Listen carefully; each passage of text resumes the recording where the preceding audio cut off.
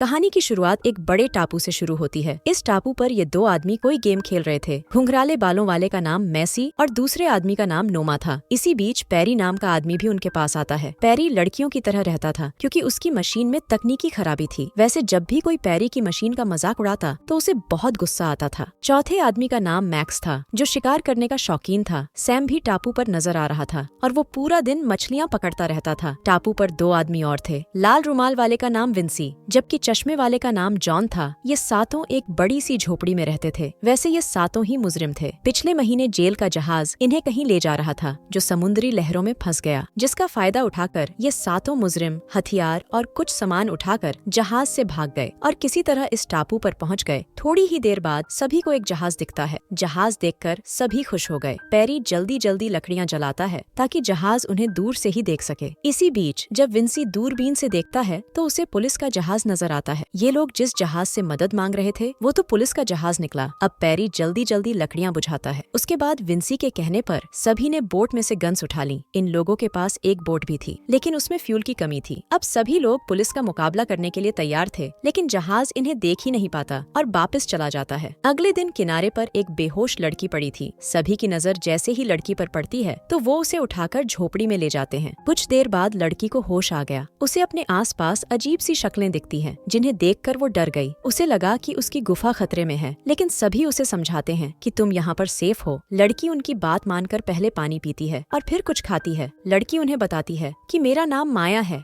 हमारा जहाज डूब गया था और मैं किसी तरह इस टापू पर पहुंच गई। सभी बदमाशों ने कई दिनों बाद लड़की देखी थी जिस कारण सभी लोग माया को देखकर गर्म हो गए थे। रात को सभी बदमाश बाहर बैठे बातें कर रहे थे जबकि पैरी और माया बोट में बैठे थे। वो माया को सब बताता है कि हम लोग मुजरिम हैं और भागने के चक्कर में हम यहाँ तक पहुँच गए। सभी बदमाश बोट की तरफ देखे जा रहे थे। उनका दिल तो कर रहा था कि वो अभी बोट में जाएं और माया को दबोच लें। जल्दी ही पैरी भी उनके पास आता है और सभी को सोने को कहता है। उसकी बात की तरफ कोई ध्यान नहीं देता। सभी को उम्मीद थी कि माया जल्दी ही किसी को अपने पास बुलाएगी और उसी के साथ सोएगी। बोट के अंदर माया को गन्स नजर आती है। उसका दिल कर रहा था कि वो अभी सभी बदमाशों को मार दे और बोट लेकर वहाँ से भाग जाए। बस यही सोचकर उसने गन उठा ली। बदमाश अपनी ही बातों में लगे हुए थे। माया उन्हें मारना तो चाहती थी लेकिन किसी भी गन में गोलियां नहीं थीं। अगले दिन सभी बदमाश माया से कहते हैं कि वो उससे शादी करना चाहते हैं। माया उन्हें समझाती है कि वो बारी बारी सभी से बात करेगी। उसे जो अच्छा लगेगा वो उसी से शादी करेगी। माया की बात सभी को ठीक लगी इसलिए सभी लोग उसकी बात मान जाते हैं। कुछ देर बाद माया मैक्स के साथ टहल रही थी। सबसे पहला मौका मैक्स को मिला था ताकि वो अपनी बातों से माया का दिल जीत सके। वैसे दोनों की उम्र में काफी फर्क था लेकिन फिर भी माया को उसकी बातें अच्छी लगती हैं और वो उससे सोचने का समय मांगती है। वैसे बाकी बदमाश उन पर नजर रख रहे थे और सभी को उम्मीद थी कि माया मैक्स से शादी नहीं करेगी। रात को मैक्स का दिल कर रहा था कि वो सभी को मार कर माया से अभी शादी कर ले। उसे माया से प्यार हो गया था। वो उसे किसी और के साथ नहीं देख सकता था। काफी कोशिशों के बाद भी वो गोली नहीं चला पाता क्योंकि वो अंदर ही अंदर डर गया था। अगले दिन माया और नोमा बातें कर रहे थे। माया का दिल जीतने के लिए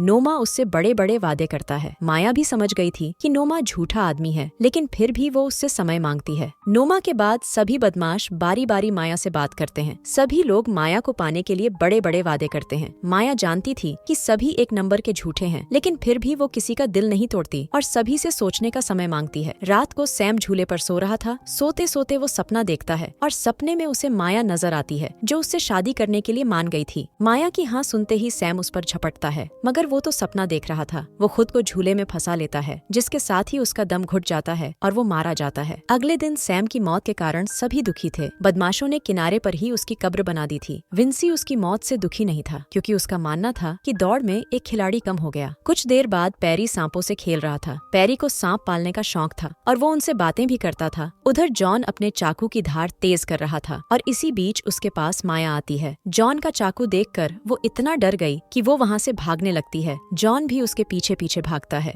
थोड़ा आगे जाने पर माया गिर जाती है। वो जब पीछे देखती है तो उसे अपने पास जॉन नजर आता है। माया को लगा कि जॉन पहले उसकी गुफा लूटेगा और फिर उसे मार देगा मगर जब जॉन उसे फूल देता है तो माया की जान में जान आती है। रात को जब सभी सो रहे थे तो पैरी झोपड़ी में सांप लेकर आता है। वो भी माया से शादी करना चाहता था। वो झोपड़ी में सांप छोड़ देता है ताकि वो 2-3 बदमाशों को मार सके, मगर उसका सांप किसी को नहीं काटता और झोपड़ी से बाहर चला जाता है। पैरी भी बाहर आ गया था और उसे अपने सांप पर बेहद गुस्सा था। वो उसे पकड़कर उसे बुरा भला कहने लगा और इसी बीच उसका सांप उसे ही काट लेता है। सांप जहरीला था, जिस कारण पैरी की मौके पर ही मौत हो जाती है। अगले दिन किनारे पर पैरी की भी कब्र बना दी गई। पैरी की मौत से सभी दुखी थे, लेकिन माया मन ही मन मुस्कुरा रही थी। थोड़ी देर बाद माया नहाने की तैयारी कर रही थी और मैसी छुपकर उसे देख रहा था। दूसरी तरफ नोमा भी कोई शरारत कर रहा था। उसने बोट में से एक सिलेंडर उठा लिया था और फिर वो उसके साथ कुछ करने लग जाता है। उधर जॉन भी सभी को मारना चाहता था और इस काम के लिए उसने जहर तैयार कर लिया था। इसी बीच उसके पास मैसी आता है। जॉन उसे पीने के लिए चाय देता है और खुद भी एक कप उठा लेता है। जॉन ने मैसी की चाय में जहर मिला रखा था। मैसी को उस पर यकीन नहीं था और वो बहाना बनाकर अपनी चाय बदल देता है। देखते ही देखते दोनों चाय पीने लगे। जॉन जल्दी ही चाय पी लेता है, जिसके साथ ही वो भी मर जाता है। कुछ देर बाद जॉन की कब्र भी किनारे पर बन गई। अब सिर्फ 4 ही बदमाश बचे थे। अब देखना ये था कि माया किसके हाथ लगती है। जल्दी ही नोमा ने झोपड़ी में सिलेंडर छुपा दिया। ये वही सिलेंडर था जिसके साथ उसने गड़बड़ की थी। कुछ ही देर बाद नोमा को छोड़कर सभी लोग खाना खाने लगे। ये लोग उसी टेबल के ऊपर खाना खा रहे थे जिसके नीचे सिलेंडर था। जल्दी ही नोमा ने एक धागे को आग लगा दी, जिसका दूसरा हिस्सा सिलेंडर से जुड़ा हुआ था। इसके बाद वो जल्दी जल्दी झोपड़ी में आकर माया को लेकर भागने लगता है। इसी बीच आसमान में पुलिस का हेलीकॉप्टर भी नजर आता है। हेलीकॉप्टर की आवाज सुनकर सभी बदमाश डर गए थे और वो जल्दी जल्दी झोपड़ी से भागते हैं। तीनों को बाहर देखकर नोमा समझ गया था कि उसकी योजना फेल हो चुकी है। वो अब सिलेंडर बचाने के लिए भागता है, मगर वो जैसे ही झोपड़ी में आया तो धमाके में मारा गया। बेवकूफ नोमा की कब्र भी किनारे पर बन गई थी। अब सिर्फ 3 बदमाश ही जिंदा बचे थे। विंसी को पूरी उम्मीद थी कि वो सबसे ज्यादा ताकतवर है और माया उसी से शादी करेगी। मैसी भी हर हाल में माया से शादी करना चाहता था। वो चाकू निकालकर विंसी को मारने की कोशिश करता है, मगर विंसी उसे पीट पीट कर उसका जलूस निकाल देता है। इसके बाद वो माया को लेकर आगे बढ़ने लगा। उनके जाते ही मैसी उठ जाता है और वो भी उनके पीछे पीछे जाता है। उधर विंसी लगातार आगे बढ़ रहा था। इसी बीच उसका पैर एक जाल में फंस जाता है और वो दूर गिरकर मर जाता है। टापू पर अब सिर्फ 2 ही बदमाश बचे थे। विंसी की जान लेने वाला जाल शिकारी मैक्स ने बनाया था। मैसी उसे समझाता है कि तुमने विंसी को मार कर अच्छा किया, लेकिन अब तुम्हें माया को भी भूल जाना चाहिए। मैक्स उसकी बात नहीं मानता, जिसके बाद मैसी उसे समझाता है कि माया को जवान बंदे की जरूरत है और इस टापू पर सिर्फ वही जवान आदमी है। मैक्स खुद को जवान समझ रहा था और वो हर हाल में माया से शादी करना चाहता था। मैसी के बार बार समझाने पर भी जब वो नहीं मानता तो मैसी उस पर चाकू मारता है। मैसी का हमला जोरदार था। मरता मरता मैक्स भी मैसी का डंडा काट देता है, जिसके बाद उसकी भी तड़प तड़प कर मौत हो गई। अब इस पूरे टापू पर सिर्फ माया ही जिंदा बची थी, जबकि सभी बदमाश मर गए थे। असल में माया खुफिया विभाग में काम करती थी। वो टापू पर जानबूझकर आई थी ताकि बदमाशों को मार सके। वैसे बदमाशों को मारने के लिए माया को ज्यादा मेहनत नहीं करनी पड़ी, क्योंकि सभी बदमाश अपनी ही गलतियों के कारण मर गए थे। इसी के साथ इस कहानी का यही अंत हो जाता है। हमारी वीडियो देखने के लिए बहुत बहुत धन्यवाद। अगर आप ऐसी ही वीडियोस के दीवाने हैं तो प्लीज मेरे चैनल को जरूर सब्सक्राइब करें। मिलते हैं अगली वीडियो में, तब तक के लिए नमस्कार।